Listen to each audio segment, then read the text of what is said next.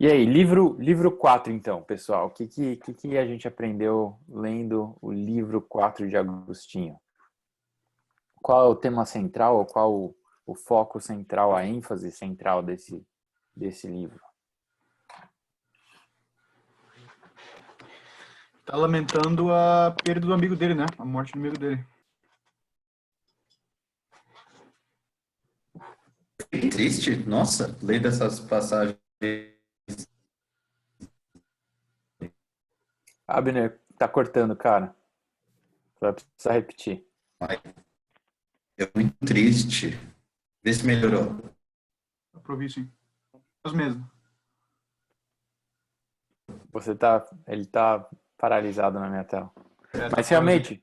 realmente muito triste, né? É triste no sentido de dele expressar essa tristeza, né? Porque ele constantemente está contrastando a tristeza da morte do amigo com aquilo de especial que ele encontra agora em Deus, né? Então, nesse sentido, é, ele vê o valor daquele momento, né? Mas realmente tem algumas partes ali que fica bem evidente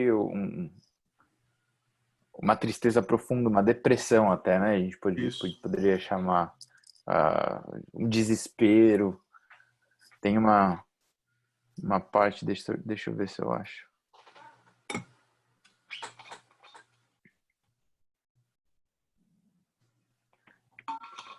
Meus olhos é no item 9, né? 4:9. Meus olhos o procuravam em toda parte, né, o amigo, e não o encontravam. Eu odiava tudo, porque em nada ele estava. E já não podia dizer, eis, vai vir, como quando vivia e estava ausente. Tornara-me uma grande questão para mim mesmo, e perguntava à minha alma por que estava tão triste e tão conturbada. Mas ela não sabia responder. E se eu dizia, espera em Deus, ela com razão não me obedecia, porque era melhor e mais verdadeiro o homem caríssimo que perdera do que a fantasia em que lhe impunha de esperar.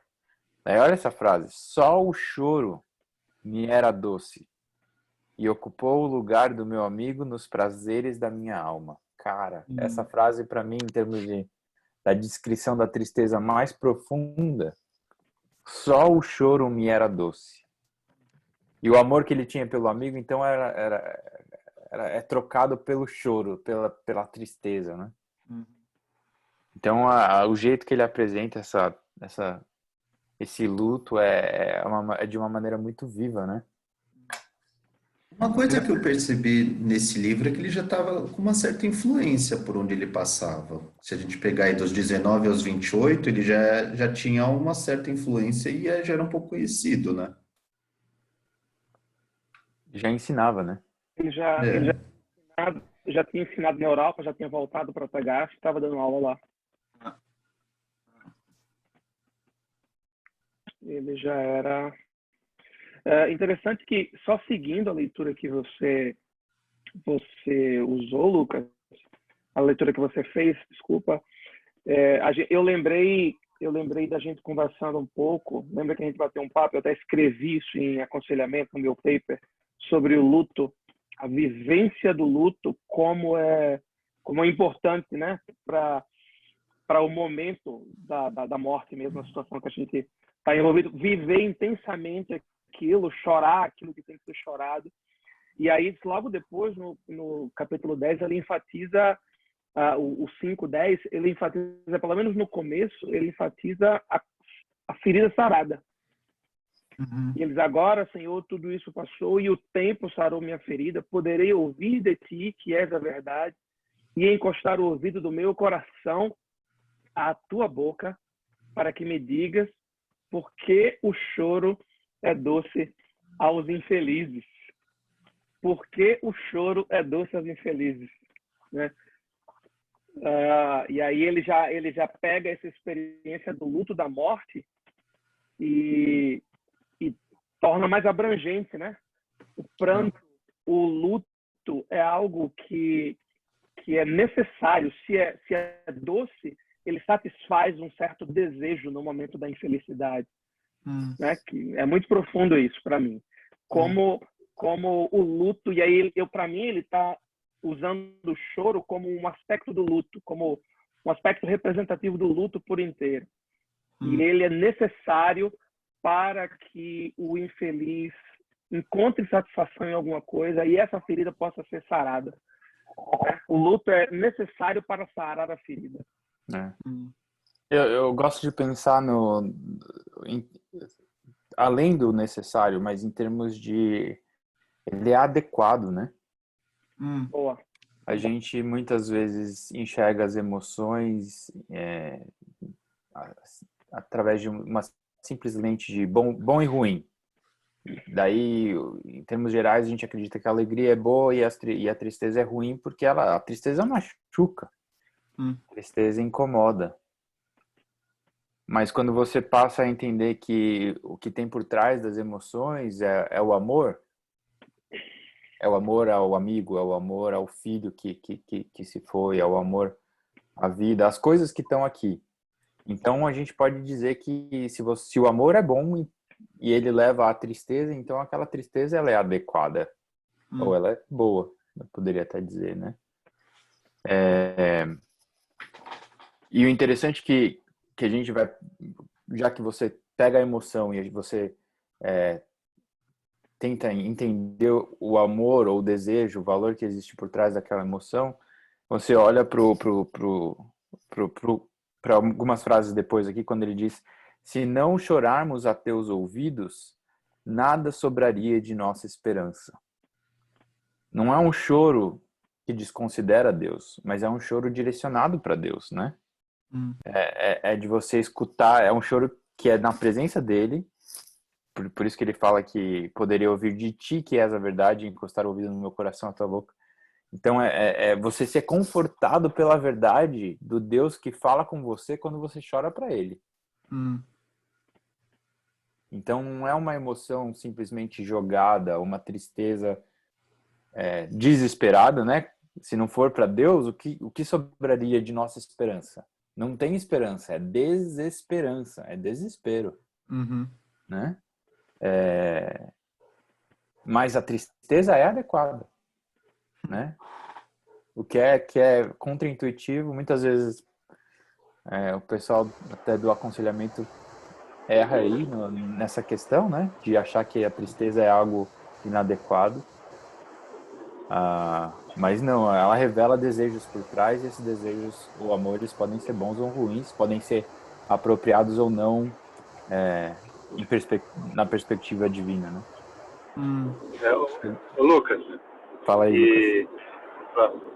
eu acho que vocês tocaram assim num dos pontos que para mim era mais interessante desse capítulo aí que a gente leu, exatamente por conta disso que vocês levantaram a respeito da adequação, né, do choro às vezes, cara. Às vezes é momento de chorar mesmo, de vestir pano de saco, assim como às vezes é momento de se irar, de se demonstrar insatisfação com a situação, etc, né?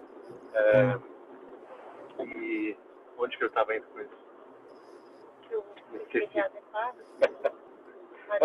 Enfim, então essa história dos sentimentos adequados, né? De você ter também para cada ocasião você ter um sentimento aí correto, né? E correto não no sentido lógico, matemático, né? Mas um sentimento adequado que precisa ser respeitado, né? Lembrei. E como que isso que vocês estavam falando também de o choro ser perante a Deus, né? Eu tenho, não sei se foi uma boa ideia ou se foi uma péssima ideia, mas eu tenho trabalhado com os jovens da igreja e o que eu tenho tentado botar na cabeça deles é que a resposta para um sofrimento intenso, ou melhor, o que alivia um sofrimento intenso não são respostas a respeito de causas ou de propósitos, mas é o caráter de Deus. Então é estar junto a Deus, é pedir para Deus fazer aquelas orações do salmista, não tanto do de Jó, né, mas do salmista, de pedir para Deus habitar na situação que você está e permitir que esse período passe, né? Enfim, para mim foi um dos pontos altos desse capítulo aí que vocês mencionaram. Muito bom. Eita, interessante isso aí que você está citando. Eu vinha pensando nesse capítulo E nessa coisa do sofrimento, né? Muito está se falando do mal e do problema do mal, como lidar com essas circunstâncias atuais, né? E eu estava pensando numa perspectiva dos salmos de lamento mesmo. Os salmos de lamento são um recurso, um ensino de um recurso para a gente de se voltar para Deus, chorar, né? Ou mostrar, fazer ouvir o nosso choro pelo Senhor, sem desespero, mas confiando no caráter dele. Mas isso não impede que a gente sofra a situação e que a gente se volte para Deus, não com questionamentos sem fé, mas com, sim, um diálogo com o Senhor, em que a gente lamenta a situação que está vivendo, mas a situação pode não mudar, mas o próprio caráter de Deus vai nos fazer mudar em vivência daquela situação, entendeu? O próprio Deus nos faz encarar a situação de uma maneira internamente diferente do que seria uma reação comum àquela situação externa. E é justamente isso que é a diferença entre ter um luto que existe, que ter um choro que é presente diante de Deus, apresentado diante de Deus, do que um choro que não é, né? Um choro que não tem esperança, ele simplesmente se perde em si mesmo. Mas levantando esse choro para Deus, você está exercendo você, até naquele luto, até naquele momento onde você está lamentando a tua situação, o que seja, você está exercendo fé em quem Deus é, que realmente a tua dor está sendo ouvida, no caso, né? Você não está chorando no vácuo, está chorando diante de Deus, um Deus que conhece a tua dor, né? Acho que é essa categoria que Agostinho realmente está enfatizando, né? Até no jeito que ele está personificando o seu choro, né? Como um companheiro que Deus mesmo deu para ele durante esse período. E uma coisa também sobre essa questão dos salmos, que eu até respondi, um dos jovens depois veio me perguntar sobre isso, como fazer orações, enfim, quando você está triste e tal. E aí o que eu comentei com eles é que os salmos de lamento, até os imprecatórios, assim, dependendo do tipo de sofrimento que você está passando, ajudam você a amadurecer a sua dor também, né? Porque existe um pessoal que fica muito ensimesmado na dor, e a dor se torna o próprio alimento, né? E a pessoa não consegue amadurecer o luto para chegar diante de Deus. Então, assim, no início talvez a oração tenha que ser freeform, assim, né? Vai o que tiver, mas à medida que a dor for acontecendo, a gente precisa conseguir amadurecer ela, né? Então, aí os salmos de lamento são excelentes. E se você pensar até em termos de Romanos 8, né? De que muitas vezes, talvez até a glória, a gente não vai ter a maturidade necessária para orar adequadamente sobre a nossa dor. Mas ao mesmo tempo você tem o Espírito intercedendo por ti, né? Quando você não tem mais palavras para usar, o Espírito intercede por você. Ou seja, mesmo quando eu estou sofrendo a tal ponto que a expressão é difícil, a minha atitude tem que ser Deus. E não sai mais nada, né? Mas é diante dele. É na presença dele. É para ele. É para os ouvidos dele, né? Uma coisa que eu penso também é que a gente tem uma concepção e entendimento sobre a morte ou a perda muito limitado. Então, quando a gente pensa na plenitude, em como todo o caminho está traçado, a perda muitas vezes ela representa simplesmente um passo que precisa ser dado para avançar alguma outra área. Isso eu me recordo, na semana que antecedeu o meu casamento, eu casei 12 de outubro de 2019. No final de semana que antecedeu, eu perdi a minha avó. Minha avó veio a falecer no sábado que antecedeu meu casamento. E não tive o tempo necessário para passar pelo luto, mas eu precisava passar pelo luto numa velocidade para que eu não carregasse aquilo para um momento de celebração do meu casamento. E ali eu tive uma concepção de como a perda aqui na Terra, você precisa passar por ela, mas ela também não pode te consumir ao ponto de você carregar isso para muito tempo, porque é possível você passar por ela e dar a volta por cima e seguir sua vida. Uma coisa que eu vi no texto é que parece que Agostinho até em um certo momento ele remoeu muito a perda do amigo dele. É um negócio que ele carregou por um bom tempo, tanto que ele fala que ele mudou de cidade, talvez para afastar lembranças do luto do amigo, como deve ter sido difícil para ele essa concepção e como ele deve ter carregado isso durante, talvez, lógico, ele não se preparou para essa perda. Ele conta que foi meio repentino, mas você vê que ele carregou isso por muito tempo e isso, sem dúvida nenhuma, atrapalhou muito a vida dele durante um período aí. No parágrafo 11, ou 6:11, ele começa, mas por que eu falo essas coisas? Não é o momento de questionar, e sim de confessar. Então, ele traz uma conclusão que é interessante, né? Ele fala, eu era infeliz, mas toda alma tomada pela amizade das coisas mortais é infeliz e se dilacera quando as perde. Porque então percebe a infelicidade pela qual era infeliz mesmo antes de perdê-las. Ou seja, qualquer coisa nesse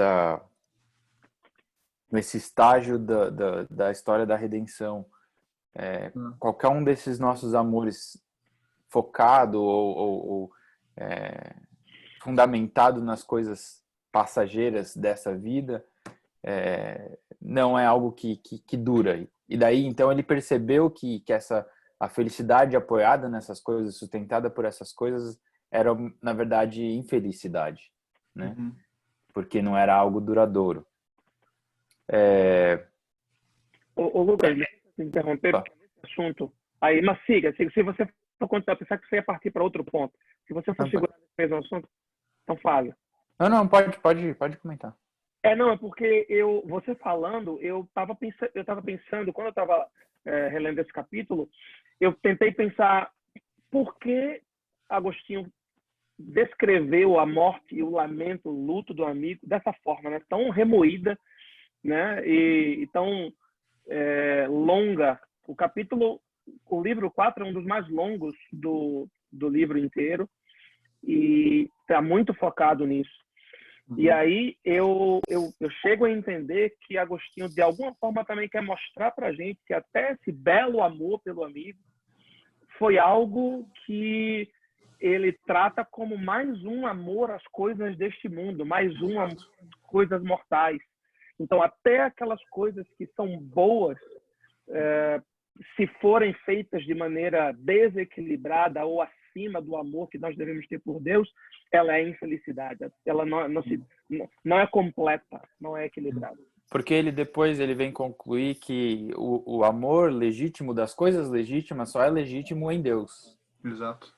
Ele, no 9:14, ele fala, feliz quem te ama e ama o amigo em ti, e o inimigo por tua causa. Porque só não perde algum ente querido quem os ama todos naquele que nunca é perdido. A permanência do amor, a permanência até da existência do amigo é sustentada por Deus. Então, o meu amor pelo meu amigo tem que ser nele, tem que ser em Deus. O que é muito interessante você pensar na questão dos seus desejos, dos seus valores, sempre entendendo a sustentação de Deus àquilo, né? Deus como a realidade última daquele valor, até da existência daquilo que é valorizado. Cara, é muito interessante. Foi. Você grifando as mesmas coisas que eu grifo, Lucas, ou você grifa tudo e eu grifo algumas coisas que você grifa. Manda, Freitas. Eu só ia comentar uma coisa que vocês falaram aí sobre também como coisas boas geralmente são transformadas são colocadas fora de lugar. Na verdade, todo ídolo é feito de algo bom, né? Ou algo talvez quanto mais próximo pareça ser de Deus, mais fácil é que aquilo se torne um ídolo, né? Quanto mais próximo Sim. seja de algo bom, vai ser mais fácil de ser um ídolo. São metais preciosos, madeiras preciosas. Ninguém faz um ídolo de cocô. Então, assim, geralmente a sensação que eu tenho é que os ídolos são feitos de coisas boas, embora parciais. E eu acho que, pelo menos, essa é a sensação que eu tive da conclusão dele, assim, né? De amar aquilo que passa, aquilo que é transitório, aquilo que se modifica, só pode ser amado dentro daquele que sustenta todas essas coisas. E lembrou aquele livro Deuses Falsos, do Timothy Keller, essa fala do Lucas.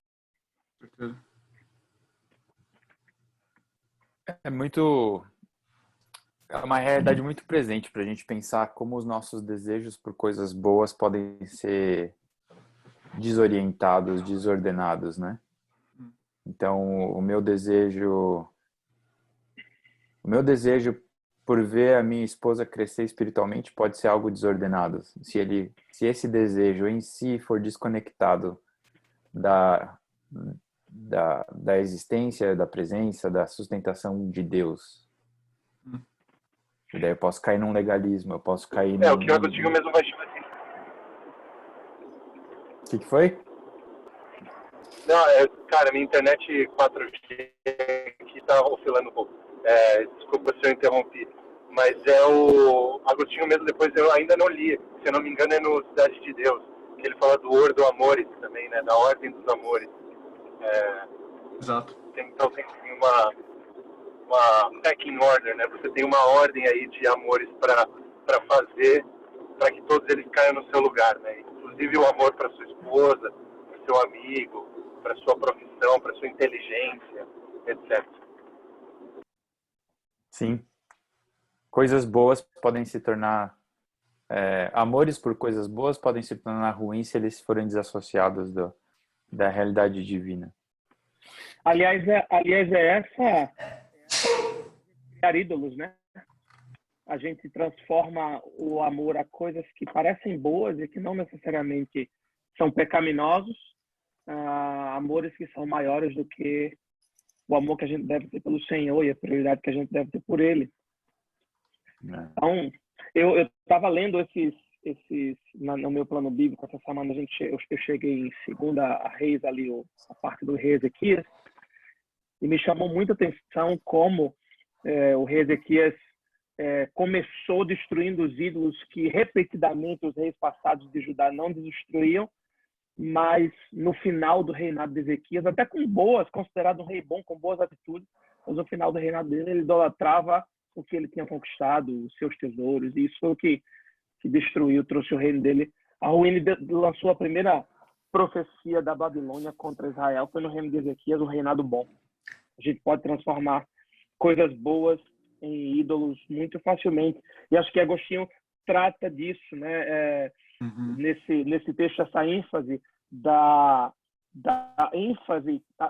ênfase que ele dá ao amor ao amigo, o amor às coisas terrenas, é o grande tom desse capítulo para mim.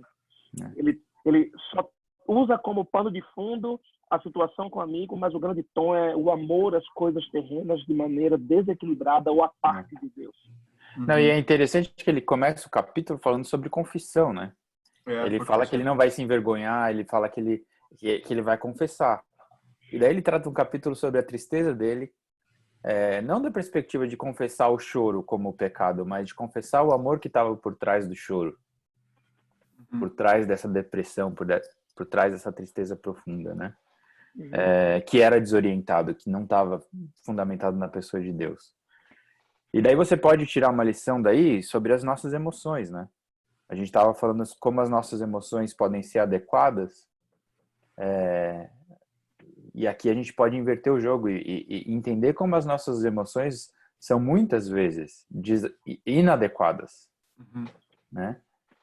E entender que por trás da minha ira com as minhas filhas, por trás da minha ira com a minha esposa, ou por trás, vou usar esses como exemplos, por trás dessa ira existe um valor, um amor que de alguma maneira está desordenado. Seja ele o conforto, por exemplo. né? O descanso é algo bom, algo criado por Deus. Mas se no meu sábado de descanso as minhas meninas não me deixam em paz para descansar e aquilo foge do meu controle, ou pelo menos o meu coração deseja aquilo de maneira demasiada e fora do contexto fundamentado em Deus, eu tendo a me irar. Então a minha confissão de pecados para com elas muitas vezes tem que ir além do eu me irei contra você, eu levantei a minha voz, mas confessar, eu queria isso mais do que eu queria agradar a Deus. Eu entendi que esse descanso era algo que eu merecia e que eu precisava, e eu não entendi esse descanso dentro do contexto de quem Deus é, dentro da presença de Deus que sustenta essa realidade do descanso para mim. E, cara, isso é difícil, né? Porque requer um pouco de introspecção, de você fazer uma avaliação dos seus desejos, dos seus valores. Mas eu acho que é o caminho, né? Bom. O 10:15, ele fala assim, no começo do 10:15, ele fala assim, de fato, para onde quer que se vire a alma do homem, fixa-se em dois, se não for em ti, ainda que fora de ti e de si se fixem em coisas belas, que, no entanto, não seriam nada se não fossem por ti. Eu acho que, Agostinho, acho que nessa perspectiva de vivenciar os amores, as coisas deste mundo, fora da perspectiva de Deus, eu acho que essa frase me chama a atenção para o fato de que Agostinho disse que o amor a Deus sobre todas as coisas, colocar Deus em primeiro lugar, nos dá lentes para enxergar as outras coisas de uma maneira mais equilibrada e saudável. É como se fossem lentes. Agostinho tenta dizer, olha, você não enxerga de fato a beleza daquela coisa bela se não for através de Deus, porque em Deus estão todas as coisas belas. Isso é muito interessante, né? Porque não é somente um aspecto pragmático da coisa, né? Amar a Deus como algo que a gente tem que forçar mas de fato qualquer beleza nesse mundo, ou qualquer amor desse mundo, se não estiver dentro da perspectiva do nosso amor a Deus, a gente não aproveita ele de maneira intensa como deveria aproveitar se estivéssemos aproveitando ele em Deus, entendeu? A gente não enxerga da maneira tão bela como se não enxergarmos através das lentes de Deus. E a partir daí você consegue construir até uma teologia sobre o lazer, né? De como você pode desfrutar as coisas boas desse mundo se você mantiver em mente que elas são boas dádivas, bons presentes dados pelo bom Deus, né? Para serem usufruídas. E do lazer e da perda também, né, Lucas? Porque tu vai lidar com aquilo que tu perde de maneira completamente diferente com esse entendimento que tudo que eu tenho e tudo que eu não tenho vem de Deus. E para o meu bem ao mesmo tempo, né? E até o meu próprio sofrimento e como eu lido com as perdas. De novo, o fato de eu posso trazer o meu luto perante a Deus, aquele que tirou de mim aquilo que eu gostava, né? E que isso não foge do cuidado de Deus, né? É isso aí. Sensacional. Uma das coisas que me chamam muita atenção nesse capítulo, eu sei que Agostinho faz em todos, mas esse capítulo, de uma maneira especial, a impressão que me dá é que Agostinho não cita textos bíblicos. Ele incorpora... o texto bíblico está tão presente nele que ele incorpora a fala dele à referência bíblica. A impressão que me dá é que, às vezes, Agostinho não sabe muito se ele está escrevendo algo que vem dele ou algo bíblico, a referência bíblica. Vocês estão entendendo? Ele incorpora tanto o texto bíblico à escrita dele que você mesmo só diferencia porque você está vendo as letrinhas.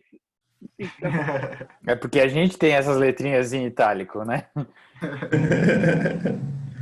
Mas eu não sei nem se... Acho que não deve existir qualquer diferenciação na escrita dele. Deve ser corrida, né? Ele incorpora completamente a linguagem bíblica à linguagem dele. Nesse capítulo de uma maneira muito especial. Me chamou muita atenção isso. Interessante também.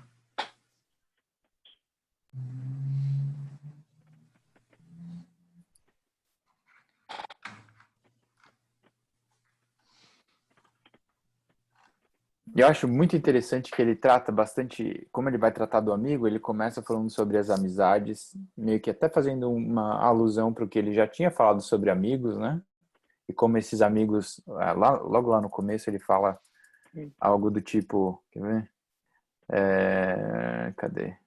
Buscava tais coisas e as realizava juntamente com meus amigos, iludidos por mim e comigo. Então essa troca que existia de ilusão, uma troca sociável, né, entre ele e os amigos. Os amigos mostravam para ele coisas belas ou apelativas que atraíam aos olhos, que cativavam os amores. E ele, ao mesmo tempo, fazia isso com os amigos, né? E daí, ao longo do capítulo, ele insiste na questão da amizade e parece que existe até uma ênfase na importância desse caminhar juntos, né? Talvez aqui de forma meio que ainda primitiva para ser desenvolvida adiante, mas a importância dessa, a partir do momento que a amizade é no Senhor, ela é valorizada e encontrada no Senhor, ela passa a ser edificante, né? Porque você aponta ao seu amigo aquilo que em Deus satisfaz. Quase uma parceria de oração. Como é que é? Quase uma parceria de oração, praticamente. Um parceiro de oração. Mas mais do que isso, né? Eu acho que a oração envolve sim, porque essa amizade é vivida diante de Deus. Mas de você meio quando alguém me exorta, quando um amigo me exorta, ele está mostrando para mim aquilo que você amou naquele momento, não era digno de ser amado, ou não era digno de ser amado do jeito que foi amado.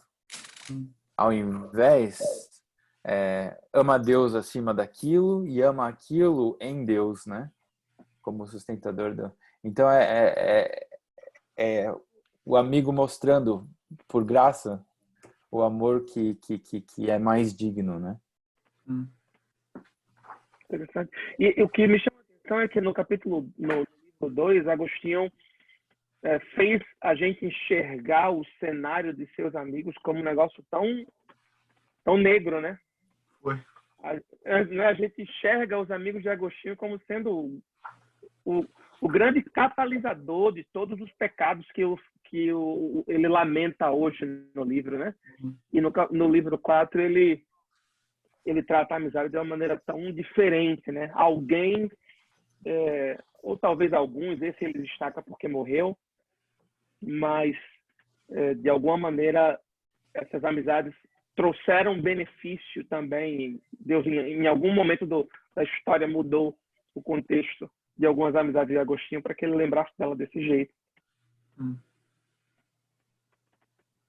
E ele diz 4:7, ganhei um amigo que me era muito caro pelos interesses que tínhamos em comum.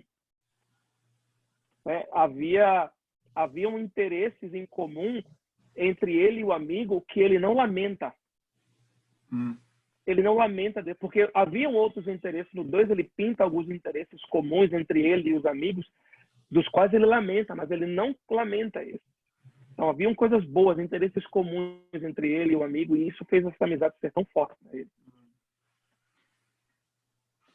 Notando praticamente a pureza, né, dessa amizade, que em contraste a outras pessoas que Agostinho via de uma forma talvez com mais inveja, né, e com mais vontade de querer imitar por prazer próprio. Nessa amizade que ele perdeu, ele viu algo realmente belo, né?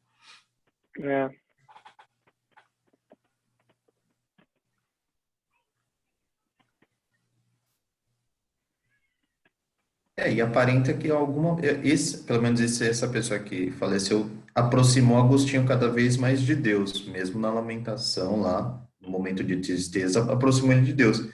E nos outros livros que a gente foi lendo, a gente percebia um distanciamento em muitos dos atos. Esses outros amigos anteriores distanciaram um pouco Agostinho de Deus, até que ele chegasse numa autorreflexão de, não, esse tipo de situação não vai ser vantajosa, talvez a longo prazo, ou algo nesse sentido. Hum.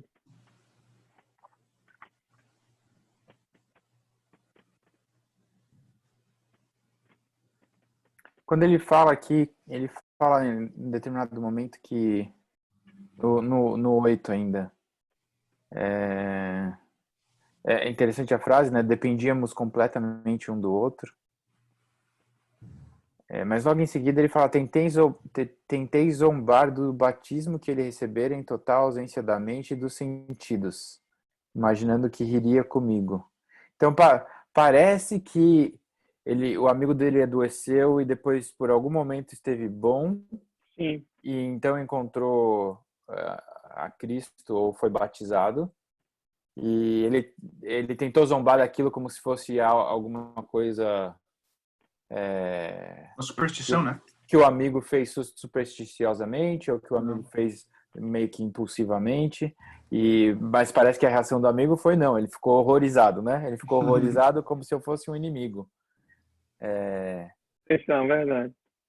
Então o choque ele esperava a reação do amigo de uma determinada maneira, mas depois daquilo que aconteceu com o amigo, dessa decisão que o amigo tomou, talvez dessa experiência salvífica que ele teve, a reação foi oposta, né?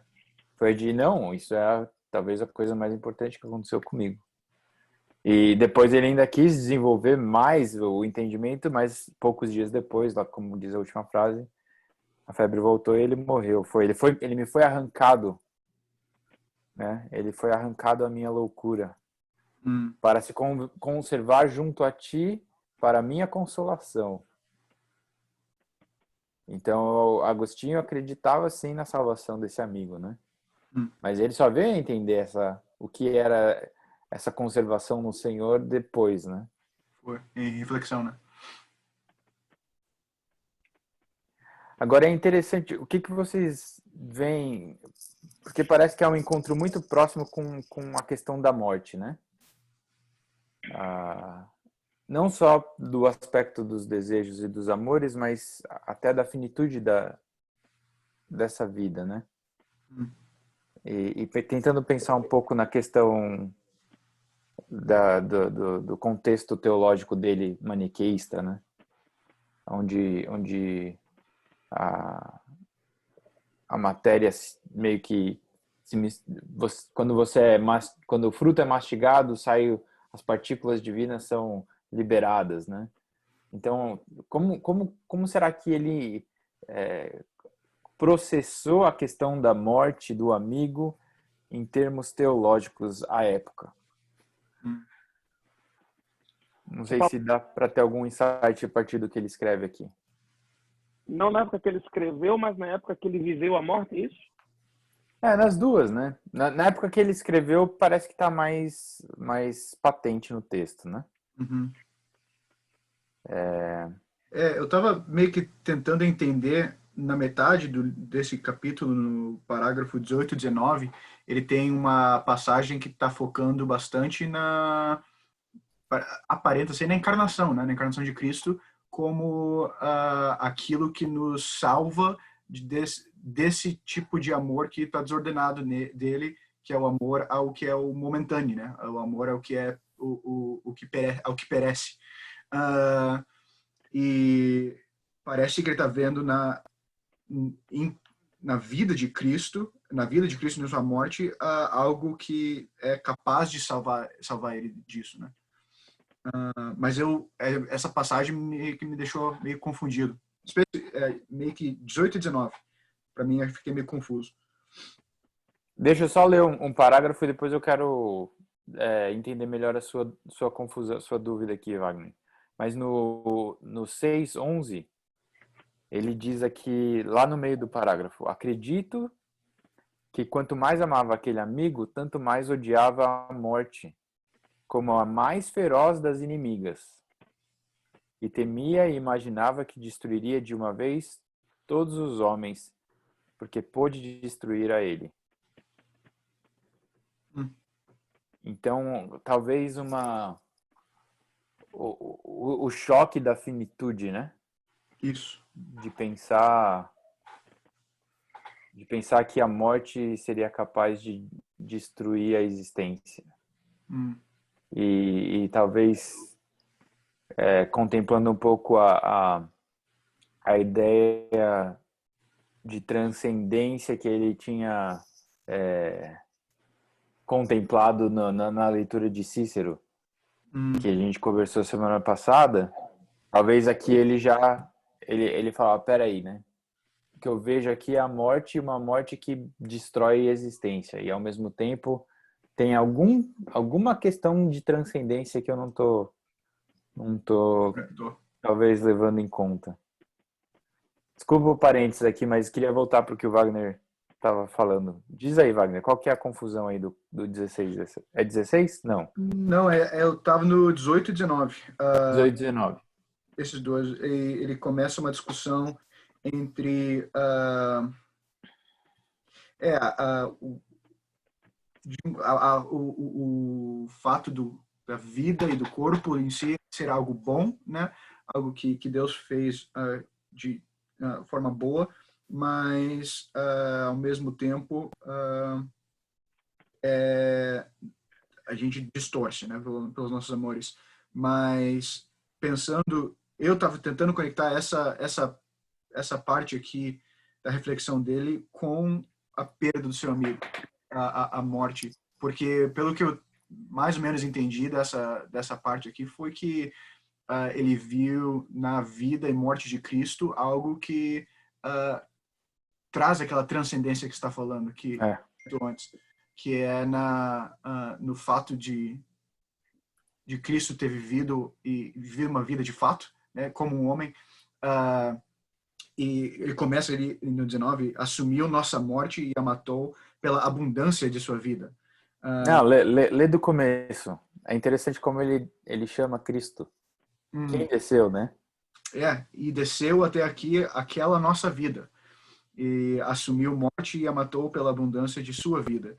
E nos chamou em voz alta para que voltemos daqui até ele, naquele lugar secreto de onde procedeu até nós, naquele primeiro útero virginal, onde esposou a criatura humana, a carne imortal, para que não fosse mortal para sempre. Daí, como esposo da sua alcova, saiu exultante, como um gigante a percorrer a rua. Nossa, Mas é lindo demais. Que frase, né? que frase de peso, né? Dá arrepio até. Certeza, velho, certeza. Aí vai pro Twitter isso aí. Mas esse comentário que tu fez a respeito da a morte rouba, expõe a nossa finitude, né? E nos coloca num conflito com a transcendência. E parece que ele está vendo em Cristo esse conflito se fechando, né? No fato de Cristo ter vencido a morte e nos oferecendo a vida dele como aquela ponte entre a morte e a vida, entre o finito e o infinito, né? Uhum. E como maior do que a criação, nesse sentido transcendente, né? De que tudo o que existe é sustentado por ele, existe nele. E é interessante essa linguagem do existir nele, do ser nele, né? Do permanecer nele, que permeia todo as confissões. Ele é uma linguagem até meio que filosófica de ser, né? A morte evidencia, eu escrevi estava lendo um pouco sobre morte essa semana. A morte evidencia que a gente não tem a liberdade de ser, né? Mas Deus e ele é em si mesmo. Só ele pode sustentar o que existe, né? Mano, Lucas, cotei no meu Twitter essa semana, você viu? Cara, é muito interessante a gente pensar nisso. E esse é um choque entre a nossa finitude e a transcendência divina, né? E daí é interessante, muito interessante, porque ele não simplesmente afirma essas duas coisas, mas ele traz Cristo para a parada, né? Exatamente. Para mim, o 16, 17 e 19 são o coração aí do capítulo, né? Porque ele sai ali do relacionamento do amigo com o amigo dele, né? Que era algo muito intenso, né? Me pergunto às vezes se algum comentarista deve ter, cara. O pessoal hoje em dia não sabe o que é amizade. Deve ter sugerido que era um relacionamento amoroso, erótico também. Então, enfim, o povo que não sabe o que é ter amigos. Mas ele sai desse amor assim que é muito intenso pela presença do amigo, né? E ele percebe que o amigo se foi, não tá mais lá, né? E aí ele começa a desenvolver essa questão assim dos sentidos também, do que se ama quando se ama a carne. Aí ele fala lá no final do 16, guarda na verdade tudo que recebes da verdade, nada perderás. Tuas putrefações serão saradas, tuas enfermidades curadas. O que escorre de ti será composto e renovado e reunido a ti. E o que se vai não te deixará, mas estará contigo, permanecerá em Deus que sempre está e permanece. Daí ele vai no 17 também falando sobre essa percepção, assim, como a gente quer ver as coisas como um todo, né? As coisas transitórias não nos satisfazem. Ele faz uma analogia muito interessante com frases, né? Que a gente não quer ouvir palavras soltas, a gente quer ouvir frases completas, né? Daí disso fala sobre, para mim, uma das melhores citações também, falando sobre trazer, se os corpos te agradam, louva a Deus por ele, dirige teu amor para o artífice. Se as almas agradam, que sejam amadas em Deus, que sejam amadas nele. Então, e arrasta consigo para ele quanto possas. E dize a elas, amemo-nos aqui. Ele fez essas coisas e não está longe. Então, trazer tudo isso que a gente ama e deseja para diante de Deus e falar, olha, vamos se amar aqui. Porque aqui tudo vai ser completo, tudo vai ser explicado. E ele conclui com a encarnação de Cristo, né? Que aí arrebenta com tudo. Então, perfeito. Esses 4 parágrafos aí. Valeu o livro.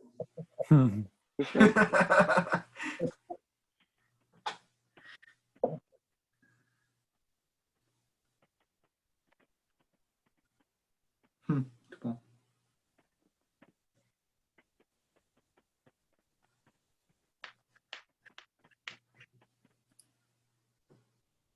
Que mais desses parágrafos aí, eles são densos, né? A gente fica olhando aqui e tem 1 milhão de coisas para falar, mas...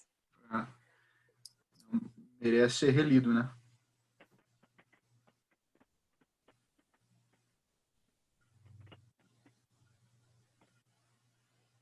Achei muito interessante o começo do 18, que até o Freitas citou aí o final do trecho que eu vou ler. Mas ele fala assim, e os corpos te agradam, louva a Deus, que ele dirige teu amor para o artífice deles, para que não agrades nas coisas que te agradam. Se as almas agradam, que sejam amadas em Deus, porque elas também são mutáveis e se fixam nele estavelmente. De outra maneira, irão e perecerão. Acho interessante que ele trata essa coisa da dualidade entre o corpo e a alma aí de uma maneira, numa perspectiva assim, os dois são possíveis de serem bons, né? Até a gente consegue enxergar perfeitamente, então ele desarraigando dessa raiz maniqueísta dele, né, que acredita que o corpo é completamente mau, esse dualismo, mas ele trata esse dualismo, traz para a soberania de Deus em cima nas duas perspectivas, um Deus que cria corpo e alma, o Deus que é artífice do corpo, e quando o corpo agrada, volta-se para Deus, porque ele fará você não amar o corpo, mas amar quem o criou. E não desagradar Deus nas coisas que agradam ao corpo. E a bondade dessas coisas provém da criação do Deus bom. Exato. Se foi Deus quem fez, então, logicamente, você pode concluir que elas são boas. E acho que essa realização que tem a força de reordenar o coração, né? Essa realidade reordena a ordem dos meus amores para que eu possa amar a criação e aquilo que é transitável, né, de uma forma correta e apropriada. Mas para Agostinho foi necessário fazer a conexão entre o luto dele, a forma onde todas as coisas são transitáveis, e a encarnação de Cristo como aquilo que fecha esse ciclo, né? Uhum. Muito interessante esse trecho. E tem o que o Ivan levantou, para mim, é uma das coisas também centrais assim, que a gente pode afirmar, porque tanto corpos quanto almas são coisas amáveis, né? Sentido lovable, né? São coisas que podem ser amadas, não é uma parada assim que Deus rejeita, né? Então, mas a gente precisa reencontrar, né? Reencontrar as coisas no Criador. Por esses dias, quando eu estava fazendo uma matéria do Reiki, uma delas, alguém que teve um primeiro encontro com aquela carta de Onetos, veio aquele trecho famoso que Dionetos está dizendo que a carta diz, né, que nós somos almas que estão presas a esse corpo, sedentas para voltar para a condição de alma somente, né? E a carta é muito boa, mas chega nesse ponto muito específico, e alguém postou isso no Facebook, e aí o Ellison, o seu orientador, Wagner, deu uma corte na pessoa no Facebook. Foi o seu orientador, Wagner? O Ellison? Sim. Ele deu um corte na pessoa no Facebook, assim, sobre essa citação, e eu entendi claramente isso, né? Que existe essa tendência a gente sutilmente negar a amabilidade do corpo, né? Dizer que Deus criou só a alma, a gente sutilmente dizendo que Deus criou a alma e esse corpo. Isso é perigosíssimo, né? E eu achei interessante a maneira como Agostinho trata isso aqui, que traz de novo essa perspectiva do ambos podem ser amados. E a encarnação de Cristo é a grande prova disso, que Jesus Cristo era, sabe, essa culminância na encarnação de Cristo. Jesus Cristo era amado de Deus e perfeitamente homem, amado pelo Pai, como sempre foi amado, mesmo sendo perfeitamente homem também. Muito bom. Pois é, essa tendência de não só desprezar o corpo, né, mas glorificar a alma como se fosse a essência do ser humano, e ao mesmo tempo e perdendo a possibilidade de ver que em Cristo tu vê um ser humano completo, né, como alma e corpo, e ter que reaprender, no caso, né, o que significa ser humano em termos cristológicos. Pensei num negócio aqui. Corrijam minha heresia.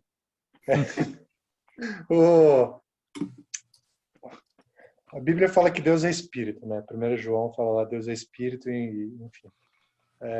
O quanto disso talvez não seja um reflexo da gente querendo se tornar Deus. Sem entender o nosso status de criatura, ele envolve o corpo necessariamente, não nos diminui, não nos torna inferiores, só nos torna não Deus. Mas o corpo tem um efeito de limitação do espaço, né? Sim. Que evidencia a nossa finitude. E distinção como criatura, né? E eu não sou você, né? Então, enfim, a gente tem um alcance limitado. Enfim, é só... Eu acho que faz sentido. Interessante, né? Eu acho que existem algumas passagens, eu consigo pensar uma em Hebreus, quando fala sobre os pastores cuidando de almas, né? Talvez a gente podia pensar em outras passagens aqui, mas não quer dizer que esses pastores, as referências às almas não é uma referência a uma qualidade melhor da alma em relação ao corpo, mas talvez a gente possa entender como uma metonímia, né? Uma figura de linguagem para se referir às pessoas. Não tem condição de fantasmas, né? Pastores de almas penadas, não tem isso. Porque o que a gente pode imaginar, e talvez na nossa cultura hoje, a gente está falando muito sobre essa espiritualização da realidade, né? Quando você pensa em gnosticismo, quando você pensa em donatismo ou maniqueísmo. Mas a gente tende até por conta do materialismo atual, a voltar para o que existe ser somente aquilo que é visto, somente aquilo que então quando o apóstolo chama, quem quer que você acha que escreveu Hebreus, fala para os pastores cuidarem de almas, ele está chamando esses pastores a cuidar, chamando a atenção desses pastores para a existência eterna do ser humano, para algo que transcende o que é material, o que é visto, né? Só que uma coisa não exclui a outra, né? Exato. E é esse balanço aí que muitas vezes a gente perde. Com certeza.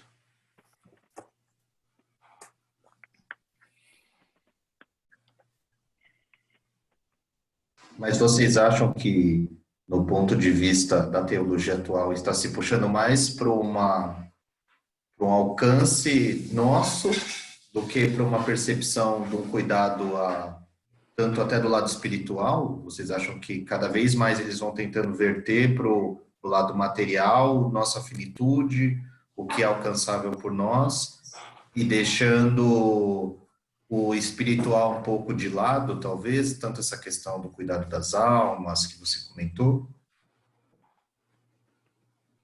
Bom, eu não acho que exista um dualismo tão grande assim, que a gente tem que eles vão voltar a questão para o material em termos de financeiro ou da realidade daqui.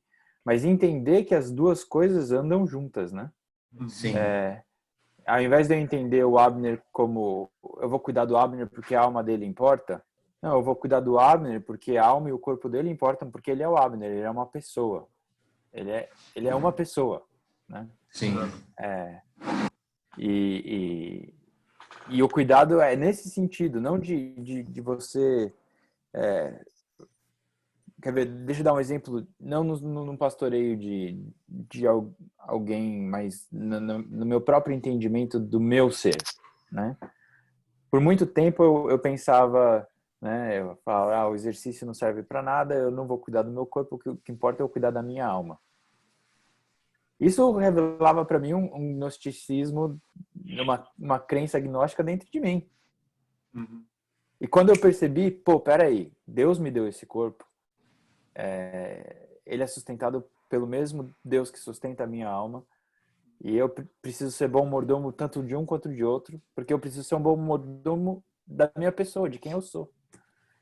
E daí meu jeito de cuidar do corpo mudou, né? Por conta de um entendimento teológico. Talvez se a gente pensar nas consequências desse tipo de pensamento no ministério pastoral, em tudo, né? Em tudo. Em missões, e etc. Como que a gente vai cuidar da realidade das pessoas nesse mundo aqui e agora, entendeu? Não só pensando no que vem depois, porque as duas coisas, de alguma maneira, elas estão ligadas, entendeu? Elas estão ligadas.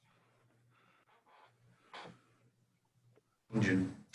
Não sei se o pessoal tem algo a acrescentar aí, acho que a discussão é boa nisso aí. Não, acho que teve, alguns anos atrás, aqui no Brasil, estava tendo toda essa discussão aí de missão integral, etc., assim, que, na verdade, foi uma discussão um pouco inútil, porque os dois estavam errando um para cada lado, né, em alguma medida, né? Então, não sei se era isso que você estava se referindo, Binão, mas o pessoal que foca muito, assim, não, na necessidade material da pessoa e não fala de Cristo, aí a resposta que eu via do outro lado era, não, tem que pregar o evangelho. Aí a pessoa nem sim, pregava o evangelho assim, achando que era só chegar lá, botar um toco no chão da praça e falar, entendeu? Sem nem entender que aquelas pessoas têm uma história, que você precisa interpretar qual era a situação que ela estava ali, às vezes até interagir com a pessoa, né? Porque, como o Lucas falou, né, a gente não, quando fala de almas, é uma metonímia, a parte pelo todo, é a alma encarnada ali. Então, é sujar as mãos mesmo, é botar lá, entender as pessoas individualmente. Então, enfim. Talvez pensar em tempos acessíveis para pessoas deficientes seja uma forma de você levar isso em conta. enfim, ter ministério de Libras é uma forma disso ser levado em conta, sabe, da alma e do corpo da pessoa, enfim. E até pensar, talvez, né, talvez em como atingir as pessoas ou ministrar as pessoas pelos sentidos, né? Então a gente falou um pouco sobre beleza, né? A gente muitas vezes vê uma rejeição da beleza porque eu não vou investir em beleza, eu vou investir em missões. Você está falando de alguém, Lucas? Não. Não. Mas É piada interna? não tô, mas é uma tendência, é uma tendência que existe em muitos lugares, né? Em muitos lugares. Não precisa botar ouro no palco, né? Não precisa ir para outro lado, né? Mas... Isso é visto de diversas maneiras, até do lado oposto, né? Porque Exato. quando a gente escuta um coral cantando uma música de uma maneira sublime, por que aquilo te leva mais à adoração do que aquele coral mesquinho que mal ensaiou, né? Porque os seus sentidos foram feitos para te levarem a adorar, né? Os seus sentidos foram feitos para estimularem as suas emoções e fazer que aqueles amores, aqueles anseios que estão profundos lá no seu coração venham à tona e te levem a pensar aonde está esse amor maior que eu preciso. E então aí a gente entende que a gente é corpo e alma, né? E você apela para os sentidos que estão localizados no nosso corpo para chegar até a alma ou para ministrar a pessoa, para não colocar as coisas de maneira tão desassociada. Muito bom.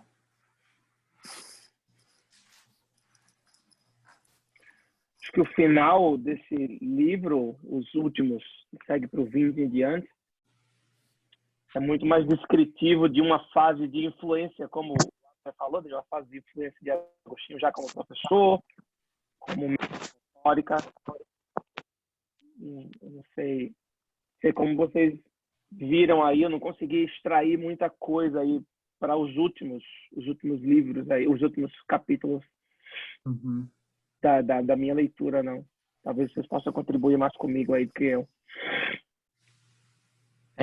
O que eu achei interessante é ele falando um pouco sobre as artes liberais, né?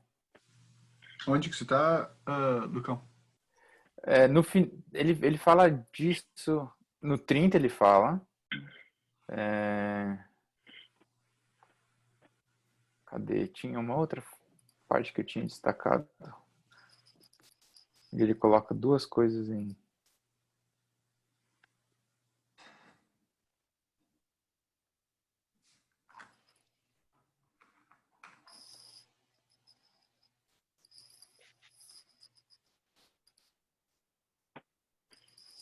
não estou achando aqui. Talvez lá no começo ele fala mais alguma coisa. Se alguém tiver alguma coisa para falar, pode falar enquanto eu procuro. Hein? Eu tenho para dizer que eu estou no mesmo barco que o Ivan, porque eu bati no final do 19 eu falei, beleza. Daqui a gente não vai passar hoje, né? Mas eu também achei sofrido. Mas assim, depois do 19 eu falei, tá. Valeu. E a única coisa que eu destaquei preferia afirmar, no 26. Preferia afirmar que sua substância imutável é forçada a errar, a admitir que a minha mutável se desvia voluntariamente e erra por punição.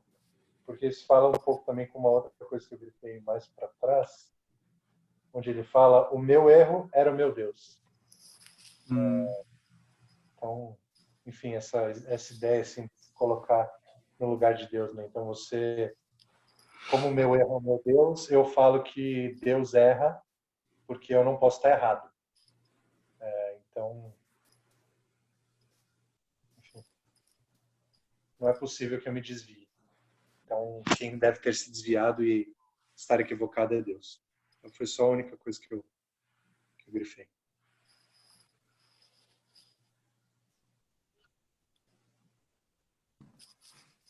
Mas ele tem uma hora que ele fala sobre Aristóteles, né? E ele fala justamente de como ele enxergava ele via beleza nas coisas que eram explicadas, mas ele praticamente descreve como se existisse uma luz, a luz de Deus brilhando sobre essas coisas, mas ele estava de costas para Deus. E essa luz brilhava na lógica, na beleza da lógica daquilo que era argumentado, das coisas que ele enxergava. Mas ele não conseguia ver a luz original que era do próprio Deus. Então as coisas não faziam completo sentido, né? E daí entra essa questão do erro, né?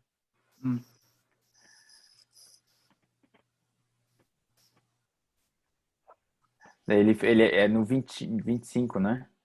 Não sabia que a mente era iluminada por outra luz para que participasse da verdade e que não era ela a substância da verdade. Porque tu iluminarás minha lâmpada, Senhor. Meu Deus, iluminarás minhas trevas e todos nós recebemos da tua plenitude. Com efeito, tu és a luz verdadeira que ilumina todo homem, vindo nesse mundo porque em ti não há mudança nem sombra de variação. É interessante porque aqui ele joga de novo a origem da verdade, do conhecimento em Deus, como algo imutável, né? E algo em que a gente participa, que é uma ideia bem aristotélica, né? O que ele vai concluir no 31 lá no início, né? Ele retoma isso aí. Mas que me valeu isso, se julgava que tu, Senhor Deus verdade, fosses um corpo luminoso e imenso, e eu uma partícula daquele corpo. Grande depravação. Então ele rejeita essa visão, né? Que essa visão do corpo luminoso e da partícula é maniqueísta, né? Que de certa forma traz o Deus bom, pelo menos virtuoso, não é transcendente, ele é parte da criação, da qual a gente, uma partícula desse corpo, que na verdade acaba uma visão panteísta ou panenteísta, pelo menos, tratando do homem como de alguma forma Deus, né?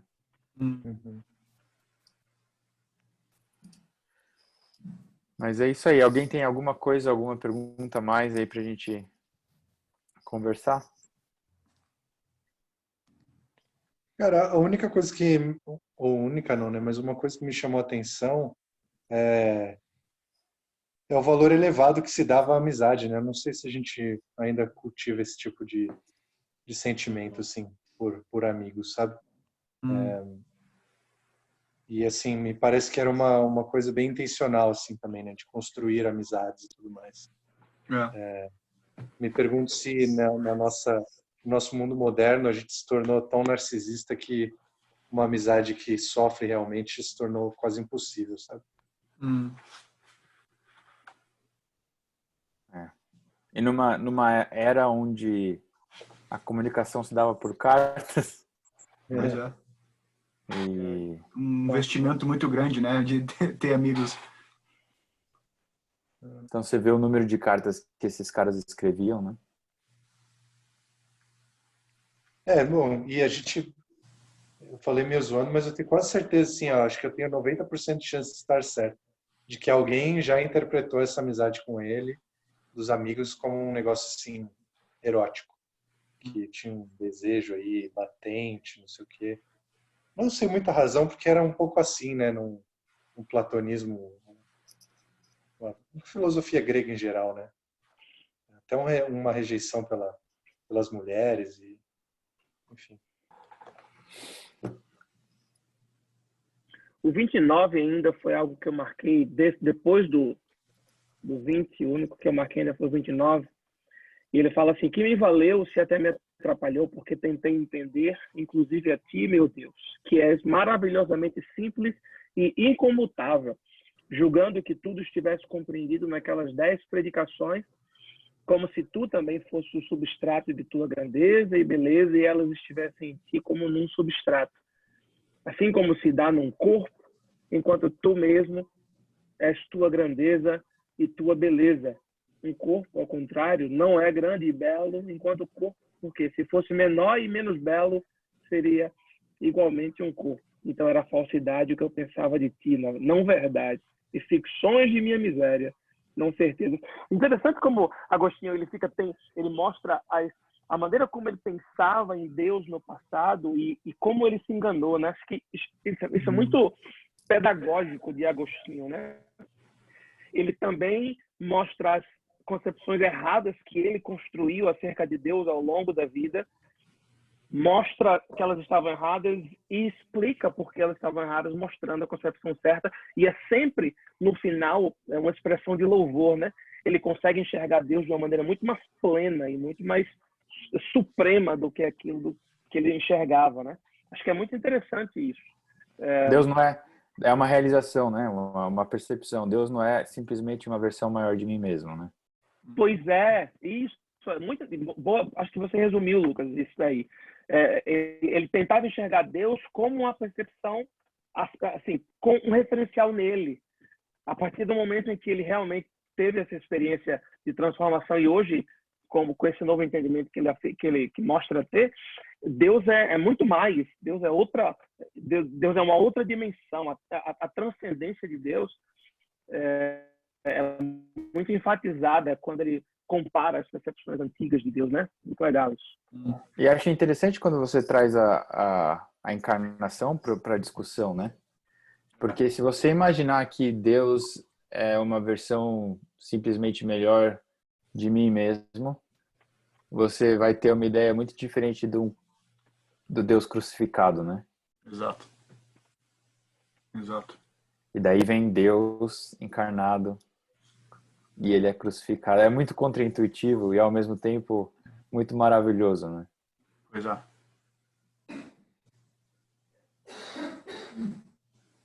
Interessante a palavra que ele usa, né?